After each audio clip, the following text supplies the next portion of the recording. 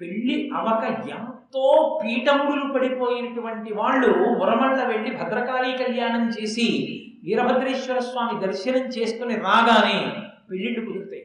ఇప్పటికీ ఆ క్షేత్రం ఎంత శక్తివంతం.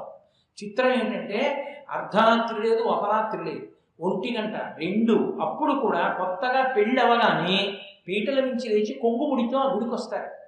కొంగుముడితో వచ్చి అర్చకుడికి కబురు చేస్తారు, పక్కనే ఉంటారు ఆయన. అయా కొత్త దంపతులు వచ్చారు అంటే తలుపులు తీసి, గుడి తలుపులు తీసి దర్శనమిస్తారు భద్రకాళి వీరభద్రుడికి.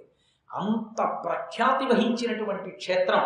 అక్కడ అమ్మవారు కన్యకామణిగా కూర్చుని రుద్రుడైనటువంటి శివుణ్ణి శివుడిగా మార్చి కళ్యాణం చేసుకుంది కనుక ఇప్పటికీ అప్పటికీ ఆ క్షేత్ర వైభవం ఉంది. అక్కడికి వెళితే పెళ్ళిళ్ళు.